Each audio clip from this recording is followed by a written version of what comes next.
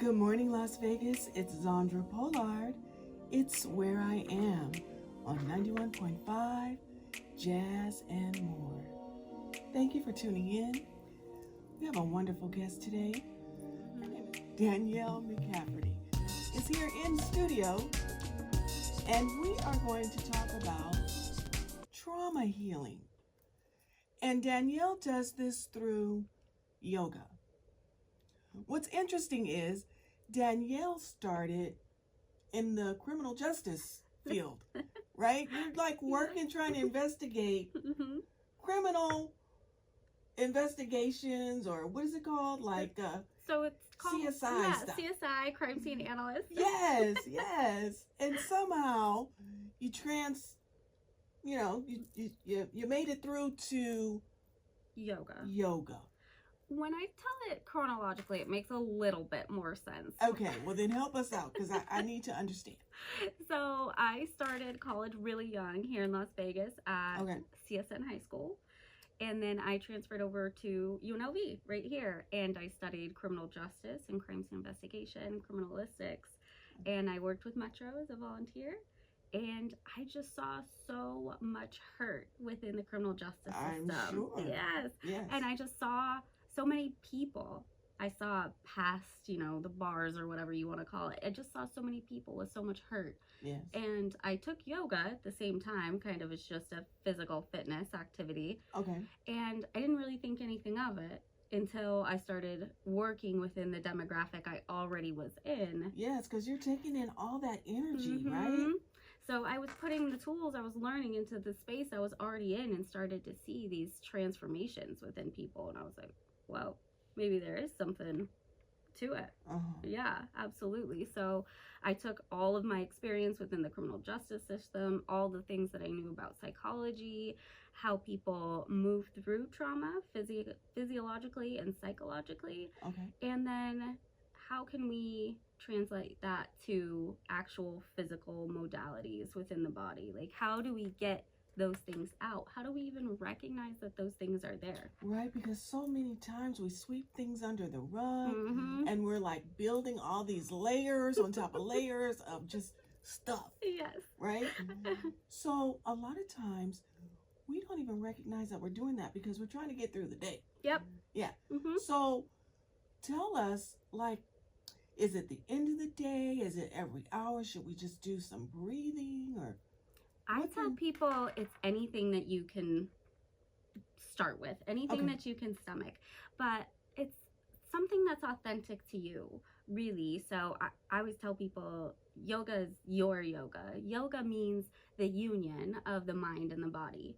So that can be running for you, that can be deep breathing, that can be journaling, that can be walking, whatever connects you to that deeper part of yourself, whatever you want to define that as, just where you're not constantly in that little rat race wheel of the same thoughts every single day, so that you can just rest that fight or flight, that little rabbit in your head, and chill. Let's do that now. Let's take a deep breath.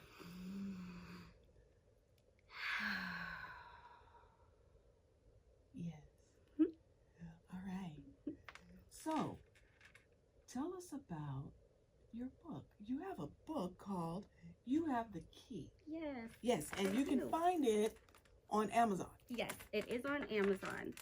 So this is a labor of love with a question mark on the end. So I wrote this book kind of to myself. I wrote it through a very dark patch of depression. It's mostly mantras and affirmations that I would write to myself. There's also some funny little things in there that I've gone through. But I came to a very stark realization in my life that I had fallen into it instead of chosen it. And I was miserable.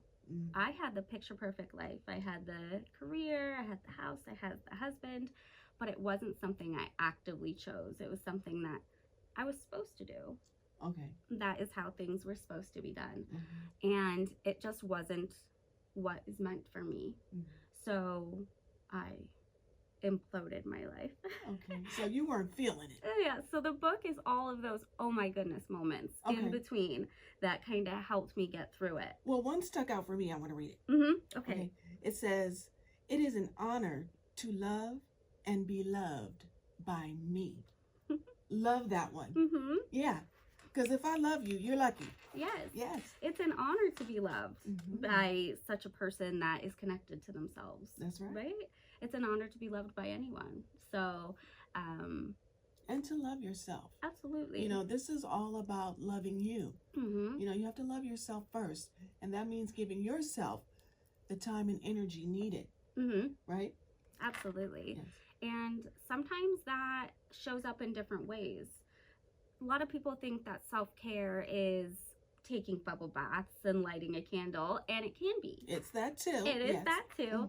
But sometimes it's, you know, cleaning the house or paying your taxes or setting out goals for your business, you know. So my goal is to bring this wellness initiative, I say that with air quotes, in a more authentic way to the demographic so that people can meet it where they are. So they don't have to step into a space where they're so uncomfortable, where they can come in, you know, their gym shorts and their basketball jersey and just come and access tools that they can use. Okay, so now how do we do that? Do you have a brick and mortar or do you travel?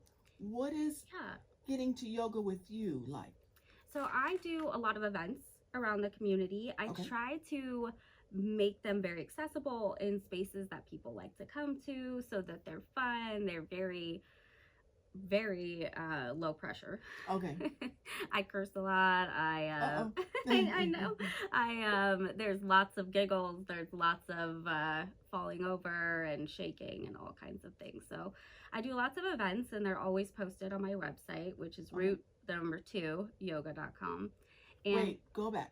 So it's ROOT, the number 2. Yes. Okay. Yoga.com. Yoga.com. Okay. And I'm also on Instagram. I post a lot of things on there. I post a lot of informational things on my website and my Instagram as well, because that's my entire goal, is to spread this information and to spread these tools. I do the community events, but I also work within behavioral health centers around the valley. Okay. And I set up behavioral health initiatives. Right now, I mostly work with adolescents within behavioral health and substance misuse. Okay. I love them. They're great. But it's difficult because you're meeting people at their darkest day. Sure. You are meeting someone in crisis every single day. So how can we connect to them in a way that is authentic, accessible, and fun, right? Right. Because nobody's going to want to come to a yoga class that is boring and miserable and dry, right? Especially not 17-year-old boys. Yes. So we have a very different approach. We use a 4-quadrant system. We use lots of worksheets, lots of games, lots of interaction. Just from my time over the criminal justice system, I saw what works and what doesn't, how to really meet people where they are. Yeah, that's all. Yeah, absolutely. And that's why the show is called It's Where I Am. Yes. Right? Because you're meeting the person where they are. Exactly. Yes. Yes. So you're in mental health agencies. Mm-hmm. You can find events that you are doing in the community on your social media. Yes. Do you work with any businesses? I do. Other than the mental health? I do. Okay, like what? So I work in some corporate centers as well. So we set up like corporate initiatives. We'll set up corporate trainings for like lifestyle or stress reduction and employee retention. So I'll set up like, for example, we work at a agency that services CCSD. And so they're like the servicers of the teachers.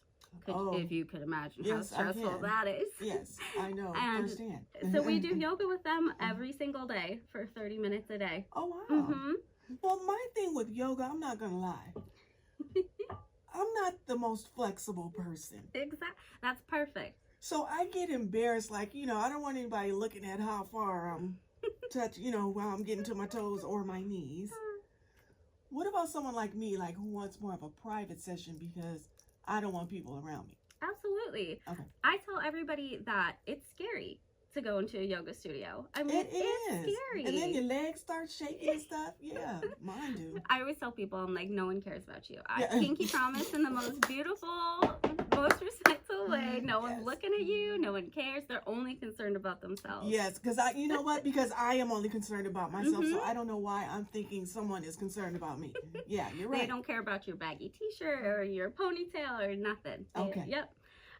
But I always start people with privates too. I have a lot of men actually in my private sessions. Oh, they need it. Yes. I have we all need it. I have a lot of athletes, and they say the same thing, that they're intimidated to move into a studio space. Oh. Which is completely okay too. I forgot about that in your bio. You do work with the NFL in particular, right? So are you with the Raiders here? Yes. Or? Okay. And then I'm contracted with a couple other teams that are around near here, like the Chargers, or where else is around here? I have no idea. I don't know. I'm not into sports. I'm not either. They get so mad at me. They're like, About, Danielle. you know what? I had a boxing coach on the show not too long ago. I think that would be a good idea to deal with, the boxing community. Absolutely. I have worked with Mike Tyson, and he's a phenomenal man. Okay. And I've worked with a couple boxers. They just have such a unique physique, but it's really the mental aspect, I think, of boxing that could use yoga. Because yoga scientifically reduces your HRV, your heart rate variable. So it makes your heart rate come back down to a baseline quicker, which is what we need in sports, so that we can think clearer, so that our chemicals are moving through our body at an appropriate rate, so that our lactic acid is moving appropriately. So it actually makes your athletic performance that much better just by learning how to train the mind as well. It's a muscle. And that's what yoga does, right? You're laying in, we call it Shavasana, and you're just like, oh my goodness, get me out of here, right? So you train your brain over and over. It's kind of like a puppy, like, no, we can relax. We deserve to relax. We can rest without guilt. So it's an ever learning journey. And then how do you become a yoga instructor? Like, can someone just say, hey, I want to be a yoga instructor? What type of training is involved with that? So there's a couple different certifications. The first one you would get would be a 200-hour certification. I got my first one right here in Vegas. And then my next ones I got in like Bali and Thailand and Ireland. Oh, okay. So you have to travel. You've traveled. Yes. Okay. So I've had 4 200 hours and 3 300 hours. Okay. So I'm ERYT 500 certified. I know that kind of sounds like Chinese. PYT, what's that? There's an international hub that certifies yoga instructors called Yoga Alliance, and you can register through them, and they monitor if the school is accredited and what kind of curriculum that they have. So they set up guidelines on what yoga instructors should be aware of, and the practices, the history, and things like that. I do have to say I have taken a few yoga classes, and not everyone knows what they're doing. So I'm loving to hear this training behind your instruction. Yeah, so I've been a yoga instructor for 10 years now. Okay. And I have over 3,000 hours of training. Okay. Yes, and I mostly specify with trauma-informed training, but I train other yoga instructors as well. I'm called a YASEP. That's air quotes as well. So that just means that I'm certified to teach other yoga instructors and mental health professionals continuing education. Gotcha. Yes. Wonderful. Yes. So I am deeply passionate in education. My whole career has been founded around the foundation of education, experience, and science-based protocols. And that is a lot of my experience from UNLV right here, and my criminal justice and my chemistry background, and taking that into a holistic space so that it's more structured. It is a little bit more science-backed. We have a curriculum to follow, and all of the instructors are personally trained by me, and I have training programs laid out for them. So doesn't yoga derive from India? Yes. Anyway? Yoga's derived from India, and originally only men could participate. Oh, I didn't know that. Naturally, right?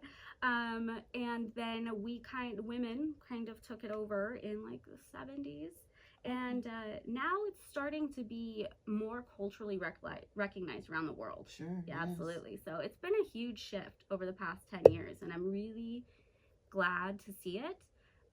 One thing I've noticed is the inclusion within the yoga community.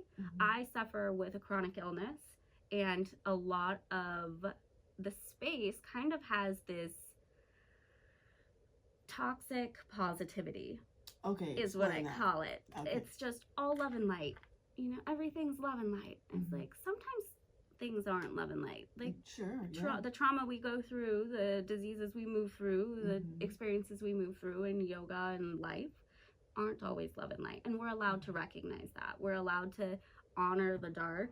But with the recognition that through our practice, through our strength, grit, whatever you want to call it, we have the balance to move through it, the grace to move through it. So everything's not going to be love and light, but no, it's not. We'll get through it. Right. We'll breathe through it. We'll stretch through breathe through it. Or whatever your curriculum dictates. Yes. We'll laugh through it. We'll fall through it. You know, I love to laugh. That is like my favorite thing in the world. There's a laughter yoga. Is there really? There is a laughter yoga. I wonder if laughter yoga will change my laugh. Because my laugh, I have a very I want to hear specific laugh. I don't think so. I think your specific laugh will only help the laughter yoga. I think. Okay. So, beyond the laugh, beyond the understanding of yoga, I want to get into the trauma. So we're kind of working our way backwards. Sorry about that. But I was going with the flow and the energy. Yeah. Okay. We don't always recognize that we have trauma. When I read your bio, you were explaining to me, and I think I can relate to this. We can be so resilient sometimes, and we don't think that we need to pay attention. Yep. Absolutely. To something that is harmful. Again, we're pushing that stuff down. And we think if we just push it down, or I think if I just push it down and keep moving forward, and then I forget about a lot of the trauma. You know? Yeah. Like, I don't even remember it. Yep. Sometimes people be like, remember that time? No, I don't remember. So there's an incredible book called The Body Keeps the Score. Okay. And it's by Bessel van der Kolk, and he is a therapist and yoga therapist. I don't actually know if he's a yoga therapist, but he's a therapist based out of Germany. He explains we're animals when it comes down to it. And what do animals do when they experience something that overloads their sensory system? Do they run? They run, okay. They shake, they move, they yawn, right? Okay. What do humans do when they experience things? Go to bed. Yep, you pout, you go to bed. We are naturally inclined to let go of these sensations throughout our body. And it's been, now there's a lot more studies coming out that trauma will store itself physically within the body and manifest itself as ailments. Yeah. So by not getting these things out of our bodies, whether they're conscious or subconscious, they're still affecting us. For example, say you're walking across the street and you hear a car boop, you jump, right? Sure. You're gonna jump back. That immediately startles your fight or flight. Say you do that when you're 3. Every time you go to the street, you're gonna expect that car with the horn. So you're gonna have a little jump of cortisol within your body. You're gonna have a little jump of stress hormones. So your body holds on to these experiences to keep you alive. Our bodies and our brains are not meant to keep us happy. They are meant to keep us alive. Okay.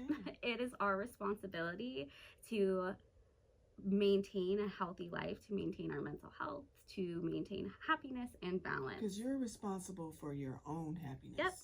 And our body and our brain are not responsible. Our brain's meant to keep us alive. It's like, oh, look at that oncoming car. And it thinks that we're being chased by a lion because that's what we used to be. So now when we open our phones and we read an email, it's a stress hormone jump as if we're being chased by a predator. An email? Yep. Okay. They can watch your stress hormones. Obviously everybody has different triggers, but they're seeing that these modern day everyday occurrences have the same stress triggers as being hunted by a predator. Wow. Yes. And we're not getting them out in the same way. So we're angry and we're inward and we're collecting all this trauma and hurt, and we don't know what it is, where it is, or how to get it out. And the first step is to stop and breathe and notice and listen. Okay. That's I always tell people, my very first session with anyone, I sit them in a chair. Okay. And I just watch what they do.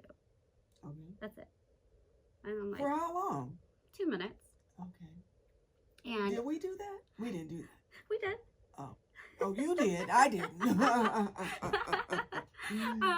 And just to let them acclimate, to let them breathe, to just give them permission to exist and just be nice to themselves for like 1 minute. When was the last time anyone sat there for 1 minute, nowhere to go, nothing to do, the grocery list will wait, walking the dog will wait, just exist. Like, you have permission. Yesterday, all day. Watching Netflix. But a lot of people with trauma can experience that relaxation. They're constantly in this fight or flight, and they don't, myself included. I didn't recognize I was in fight or flight because I always had been. Okay. So there was no valley. It was only peaks. So a lot of people that experience that, they think that it's normal, and they're like, I am so burnt out. Mm-hmm. And it's because you've been burning the candle at both ends for 30 years. Yeah. So a lot of my clients will come to me and they'll be very successful, air quotes again, that's always different to different people, but they're like, something is wrong. Mm-hmm. I got all the things, but there's things inside of me, and I know there's something pulling me. That is always the main thing I hear. There's something pulling me. Mm-hmm. They don't really know what it is. It's this pull for healing, this pull towards connection, something. Yes. Unfortunately, trauma is the thread of humanity. All of us have experienced trauma at some point in our lives. Sure. And so bringing it into the light so that we can explore the dark together. So I'm sure a lot of your clients, they must cry. Oh yeah, we cry a lot. I cry a lot. Oh yeah, we all cry. Crying and shaking. I can imagine that. We cry a lot. I do a breathwork event, and this is the secret, but we do a big scream in the middle of it. Oh wow. A huge scream. Okay. And I am a very introverted person, and I always have been. I've always been, very studious and kind of in my books. And so moving into yoga teaching, I had that pull. I couldn't keep it to myself anymore. Okay. Something was pulling me, and I have to get this information out to whoever will listen to me. And it's not my job to make them like it. It's my job to expose them to it. Okay. Yeah. And give them the tools. If that's not the tool for them, that's not the tool for them. No harm, no foul. Mm-hmm. Absolutely. I love that. Yeah. I always push journaling. Mm-hmm. I find it to be very important, and just, as you said, a great release. Mm-hmm. Right? Absolutely. A private mm-hmm. release. No noise. Just writing. Yeah. And for those who don't, or those who are not motivated to do that every day, I would recommend you take a look at this book. Thank you. Because this book shows that it's your thoughts. Mm-hmm. It's not a lot of reading, Mm-mm. but it's kind of like you can see it's a tool to help you begin to express yourself. So start with this. Absolutely. And see how you do after that. Yeah, right? Thank you. You're welcome. And this, I'm pointing to the camera because for our listeners, if you know or if you don't know, you can always find me on itswhereiam.com. I have a YouTube channel for those who don't know. Yeah, so you can find me on YouTube.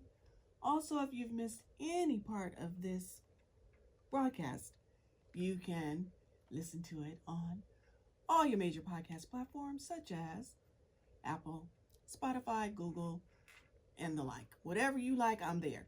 It's Where I Am with Zandra. So I want to thank you again for coming. And before I let you go, please give us those social media handles one more time.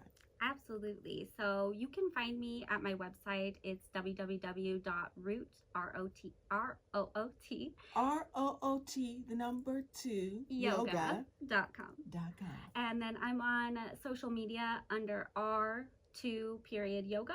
Okay. On Instagram or Facebook. Also Danielle McCafferty Yoga on Instagram, Facebook. Well, there it is. YouTube, all the things. Yep. Okay, she's on YouTube too. All right. So I want to thank you again, everyone. 91.5 Jazz and More. Thank you so much. You know, I'm here every Saturday at 7:30 a.m. The show is It's Where I Am. And I'll talk to you next week. Thank you for tuning in. Bye.